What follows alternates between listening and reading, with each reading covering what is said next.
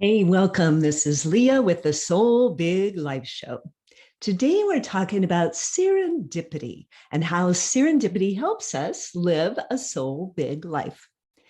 The first time I heard the word serendipity, I loved the way it sounded and I was intrigued by it, and I didn't know what it meant. It was in my freshman year in college, and my roommate loved the word serendipity, and she used it as her signature word when she would sign off on things, serendipity, and her name. And since then, serendipity has become very important to me too. It's one of my favorite words, and I integrate it into my coaching and my teaching. And I help people find out how it can help us live a life that's more soulful, more deep, more rich. So, first of all, what does it mean? I think of serendipity as being those unexpected, happy coincidences, lucky occurrences, things that line up and work together in a way we couldn't have predicted that help us. Joseph Campbell talked about unseen hands giving us what we need and guiding us. That can be a form of serendipity. There are lots of ways we can think of it. It actually was first used in the 1700s. A man named Horace Mann wrote an essay about a fairy tale called The Three Princes of Serendip. And these princes went on a journey and were sort of bumbling their way along in some ways. They got lost, they didn't know what they were doing, but they had all these happy accidents, these lucky occurrences, these things that just happened spontaneously that led them in the right direction, that showed them what to do, that gave them what they needed. And so, in this adventure, in this journey of life, we can open to those happy accidents, the lucky coincidences, the things that happen that, if we notice them, will help guide us and support us on our journey. I had a client this last week with an example of one. She had been worrying about childcare. She has two very young children and was making a change. She was living somewhere else for the summer and just did not know what she was going to do about childcare. And she had researched lots of things, looked for it, kept coming up to dead ends. In a way, she felt kind of lost and frustrated. And then serendipitously, she found someone that she'd known before and lost touch with, who's actually going to be living right next to where she's living this summer, who contacted her out of the blue, serendipitously, and said, "Oh, I just wanted to be in touch again." And it turned out this woman was available for childcare right next door. It was a wonderful, happy coincidence. It happened right at that time. I found this house and this land that I've lived on now for like 28 years and that I love so much through a series of little miracles, coincidences. My cats, the cats I have right now, we call kittens from heaven, because again, little series that seem like miracles, little happenstances, little accidents that led them to us and us to them. A few days ago, I was looking through some boxes that I had not looked at in decades. I'm sort of a compulsive journaler, and was just opened one of my journals up. I had no idea what was in that journal.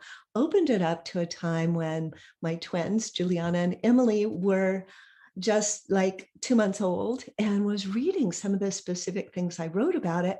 And it happened to be the time when my little granddaughter, Meridian, and her mama and daddy are staying here, was almost exactly that age. And it was just so fun and interesting and even kind of informative to read things that were happening at that time. I hadn't read them for decades.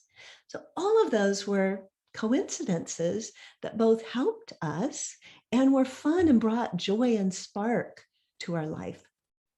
So think of a time when you've had something happen out of the blue, you didn't plan it, it just happened to be just what you needed.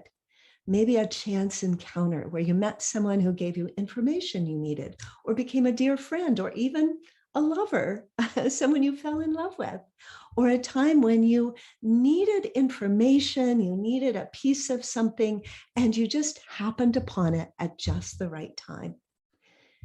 You might call that serendipity. You might call it synchronicity. You might call it just a coincidence. Some people call it the universe has got my back, or a God wink, or God being anonymous. One of my clients talks about her guardian angel setting things up for her when those things happen. Whatever you call it, I don't think it matters. That depends on your belief system and the way you like to think of the world. Whatever you call it, it doesn't matter. But when you open to it, the more you open to it and allow it, the more it can be a force that helps you in your life. Sri Aurobindo, a spiritual teacher, wrote, "The winds of grace are always blowing. It is you who must put up your sails." So these coincidences, these things, these happy accidents can be happening around you all the time. The winds of grace are blowing. You put up your sails, it allows you to take advantage of it. It allows you to flow with it. Where do these things come from? Again, that's really up to your belief system. I believe, and I've seen that people from all different belief systems can be open to it and have serendipity work for them. And why? Well, first of all, it's just really fun to allow it in. It brings that spark of enjoyment and joy and creativity. It also allows us to be more productive. Next week in the Soul Big Life show, I'll talk about how serendipity works, especially for businesses, and how many, many very successful businesses use it. It also is one of the doorways to a more soulful life. Robert Moss talks about the obvious reality, this reality, my desk, the walls, this room, the room around you, the obvious reality we see and we experience with our outer senses. And then there's also, in addition to that, the inner reality. That doesn't just mean inside yourself, but inside all things. So when I'm out picking flowers today, I can only be thinking of it as an external thing, or I can think of, oh my gosh, the essence, the beauty, going deeper into, you might think of it as the soulfulness of the flower, the energy of the flower. And then it's a much richer experience. So that when we have connection with that inner soulful reality, our life tends to feel more juicy, more alive, more meaningful, and we feel more connected with each other, with our own self, and with the world, with nature. So what gets in the way of serendipity? Three things that I really think of. The first is cynicism. If we've got too much insistence on everything making sense in that obvious reality kind of way, we can say, oh, that's just a coincidence. That means nothing. And it's okay if that's how you want to live your life, but it will tend to block those meaningful coincidences that could guide and help you.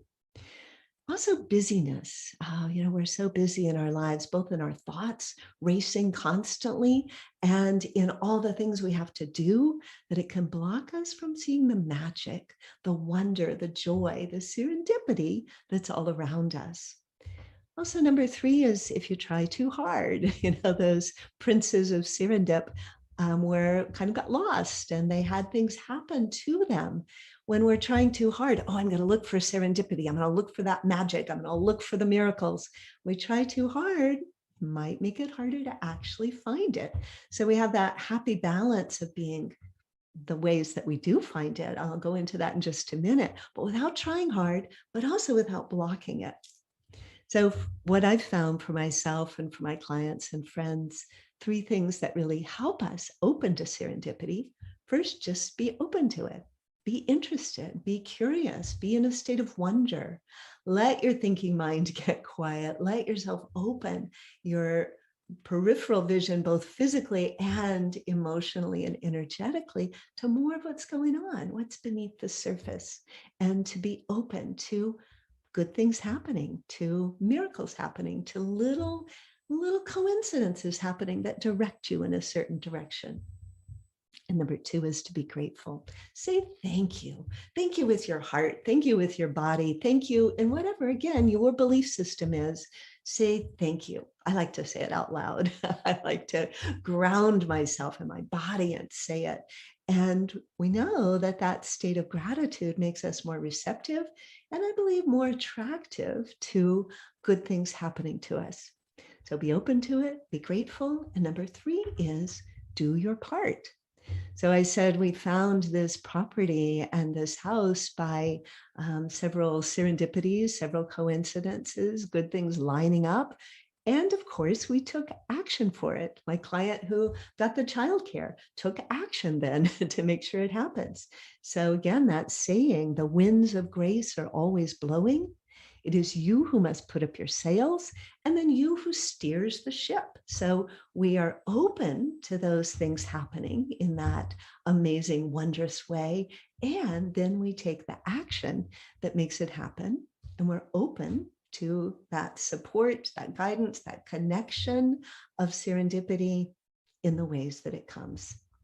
So I'd love to hear from you. How has serendipity shown up in your life? What questions do you have? What are you taking from today's Soul Big Life show that you're going to use in your life? I'd love to hear from you. Leave comments below. And I look forward to seeing you next week on the Soul Big Life show. Thanks so much.